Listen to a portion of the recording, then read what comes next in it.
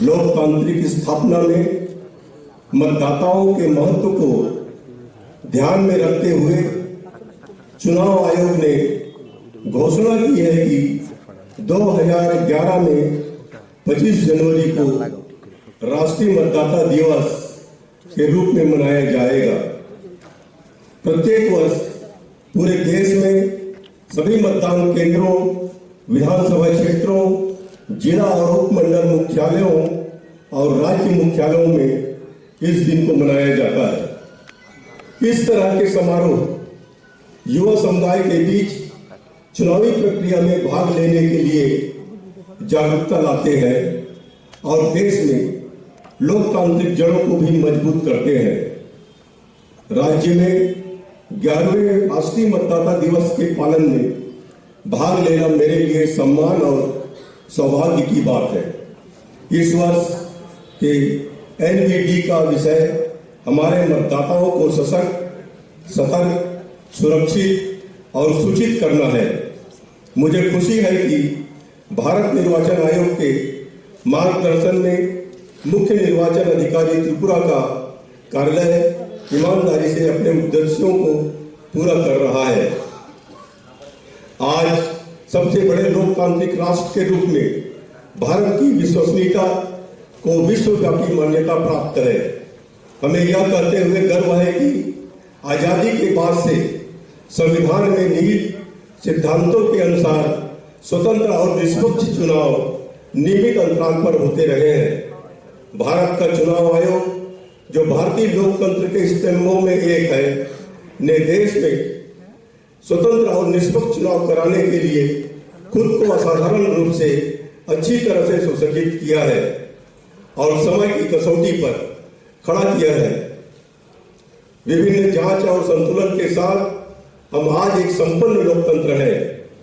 त्रिपुरा में मतदाताओं का मतदान में पिछले कुछ समय से लगातार चुनाव के लिए रुझान बढ़ रहा है और मुझे राज्य का हिस्सा होने पर गर्व है, जो पिछले विधानसभा चुनावों और लोकसभा चुनाव में क्रमशः 91.61% और 82.23% के भारी मतदान में दर्ज किया गया है। इस तरह का समर्पण, उत्साह और विभिन्न विभागों के अधिकारियों के साथ आने, एक टीम के रूप में काम करने और उनके सामने आने वाली चुनौतियों पर काबू पाने के प्रयास के साथ हो सकती है। इसका श्रेय राजनीतिक दलों, नागरिक समाज संगठनों, मीडिया और त्रिपुरा के सभी नागरिकों की सक्रिय भागीदारी को जाता है। मुझे उम्मीद है कि चुनाव मिशनरी और अन्य हितधारकों द्वारा किए जा रहे शिक्षाप्रद अभियान को देखते हुए त्रिपुरा आने वाले चुनाव में भी रिकॉर्ड के साथ जारी रहेगा। वास्तव में भारत के चुनाव आयोग का लक्ष्य लोकतंत्र के पक्ष में व्यापक सामाजिक समर्थन का निर्माण करना है। शिक्षा और मतदाता भागीदारी के माध्यम से इसे बढ़ावा देना और बनाए रखना। इसलिए मैं सिविल सोसाइटी संगठनों और राजनीतिक दलों से अपील करता हूं कि चुनाव के दौरान उन्हें नैतिक मतदान के बारे में सूचित करने के लिए लोगों को जागरूक करें।